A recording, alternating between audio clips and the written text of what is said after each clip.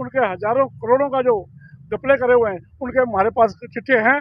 अगर हमने उनके खिलाफ कार्रवाई करी तो सालों साल बाहर नहीं आएंगे और उनके पुश्तें उनको याद आ जाएंगी। इसलिए कांग्रेस समय हमारा भी आएगा, फिर हम दिखाएंगे ईडी का डंडा कैसे चलता है। इनके पास और इसके अलावा कोई हथियार नहीं है। न बीजेपी में चला गया, उसके खिलाफ तो सारी की सारी ईडी बंद हो जाती है, उसकी सीबीआई बंद हो जाती है। जो नहीं जाते, तो चुनाव में 2 से 3 महीने हैं, उसको देखते हुए ये बौखला चुकी है और हमारे विधायकों पे इन्होंने कार्रवाई की है। हमारे पूर्व मेरे मुख्यमंत्री भूपेंद्र सिंह हुड्डा जी को भी डराने का काम किया जा रहा है, जो कि वो डरने वाले नहीं है। वो बीजेपी ज्वाइन कर लेते हैं तो उनके ऊपर सारे मामले खत्म कर देंगे, और अगर वो कांग्रेस में विपक्ष में रहे तो उनके ऊपर कार्रवाई चलती रही। तो इसके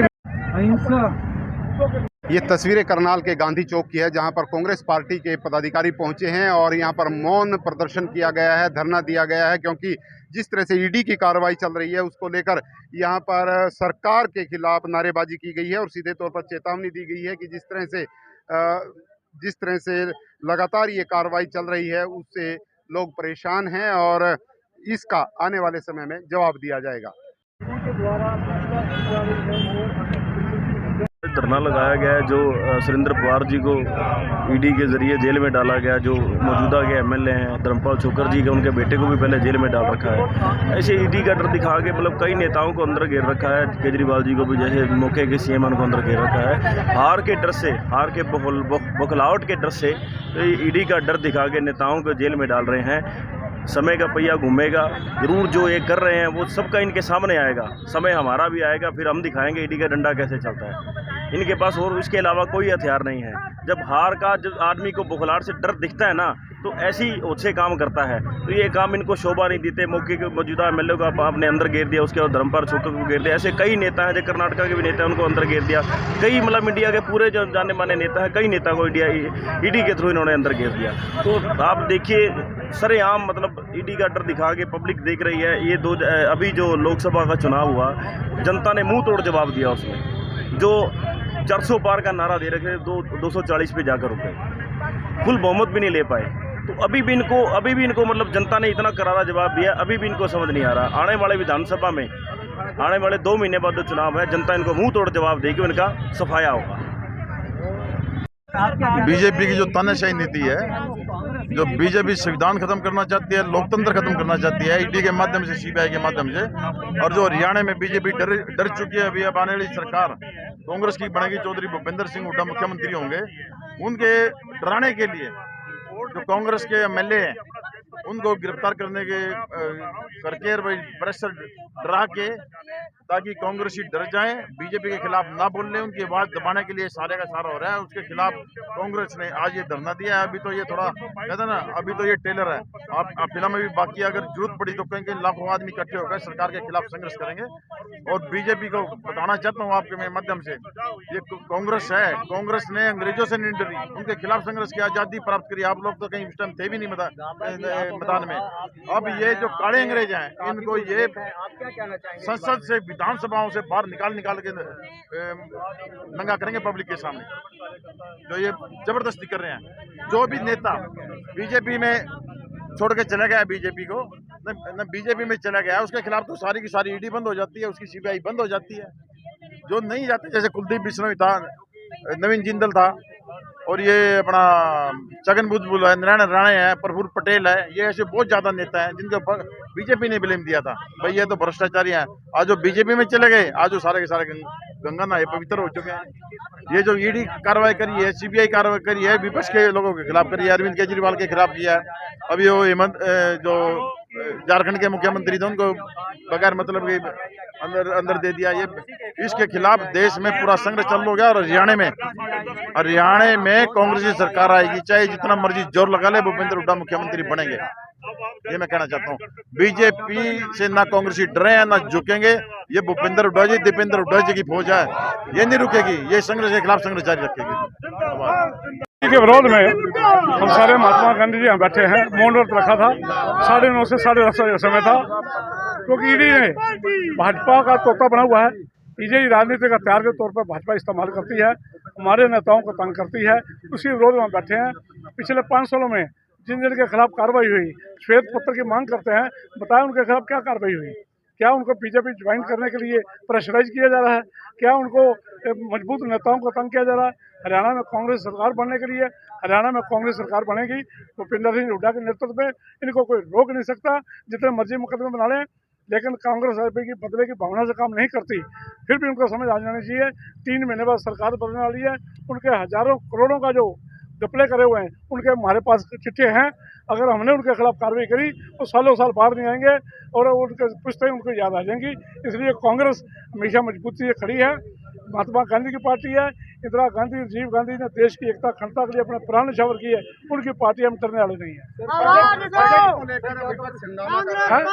बजट को लेकर हंगामा कर रहा है विपक्ष कांग्रेस सहित, क्या कहेंगे इसको लेकर? आज तो बजट की बात तो जो आपने कर ली है, तो मुद्दा हमारा ईडी का है। बजट किसानों के विरोध में है, आम जो मजदूर आदमी उनके विरोध में है, आम जो मतदाता उसके विरोध में है। बजट सिर्फ कागजी कार्रवाई की गई है, वही घुमाकर पेश किया गया है। बजट के कोई जान नहीं है, लेकिन मुद्दा ईडी का है।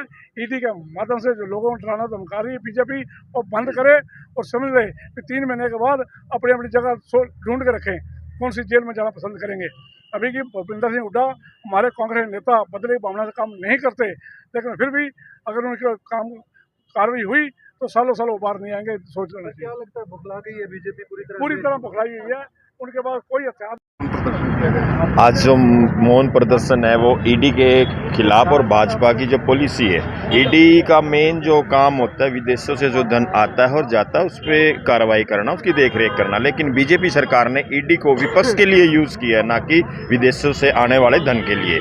और मैं आपके चैनल के माध्यम से बताना चाहता हूँ कि आज जो ईडी ने हमारे 3 विधायकों पे, रावदान सिंह जी, धर्म सिंह जी और सुरेंद्र पवार जी पे जो कार्रवाई की है, ये तो ऑलरेडी 10 साल से विपक्ष में बैठे हैं। बीजेपी की सरकार अगर कार्रवाई करनी थी तो आते ही करनी थी, लेकिन अब जो चुनाव में 2 से 3 महीने हैं उसको देखते हुए ये बौखला चुकी है और हमारे विधायकों पे इन्होंने कार्रवाई की है।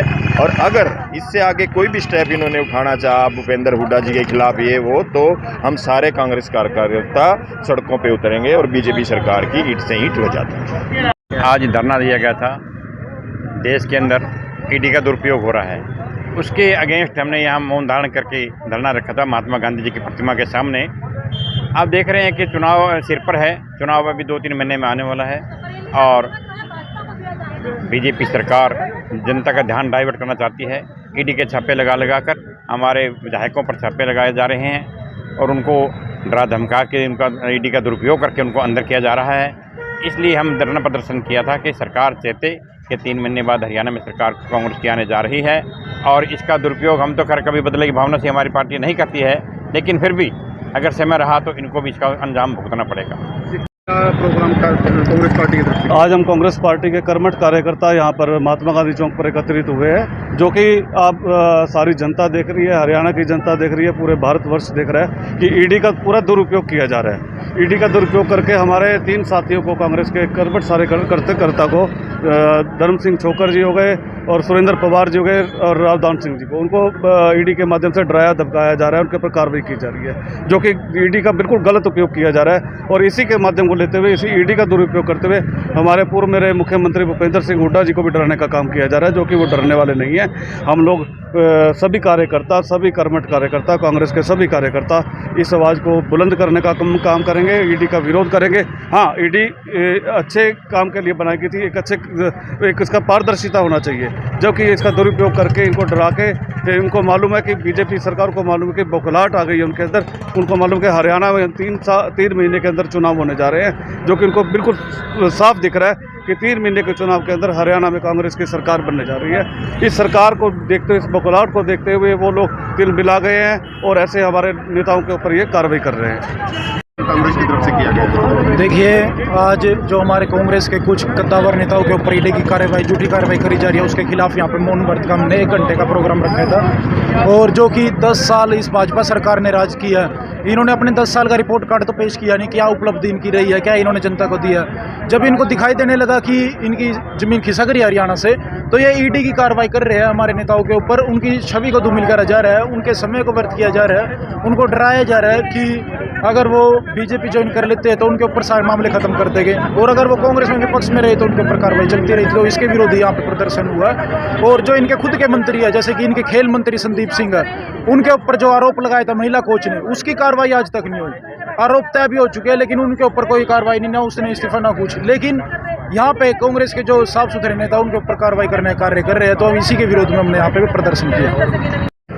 ईडी की कार्रवाई जिस तरह से कांग्रेस पार्टी के नेताओं के खिलाफ चल रही है, उसको लेकर काफ़ी नाराजगी कांग्रेस पार्टी के नेताओं में है। सरदार त्रिलोचन सिंह जो कांग्रेस पार्टी के पदाधिकारी हैं, कांग्रेस पार्टी के विधानसभा के प्रत्याशी रहे हैं, उनके नेतृत्व में आज गांधी चौक पर प्रदर्शन किया गया है, धरना दिया गया है और सीधे तौर पर आरोप लगाए गए हैं कि जो भारतीय जनता पार्टी है वो एजेंसियों का दुरुपयोग कर रही है और कांग्रेस के विधायकों के खिलाफ उनकी छापेमारी की जा रही है, उनकी जांच की जा रही है, और जिसके चलते कांग्रेस पार्टी के लोगों में काफ़ी रोष है।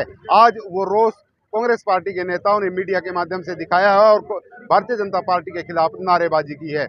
ये खबर आपको कैसी लगी कमेंट के माध्यम से जरूर बताएं। विश्वपाल राणा, नमस्ते भारत न्यूज़ के लिए, करनाल।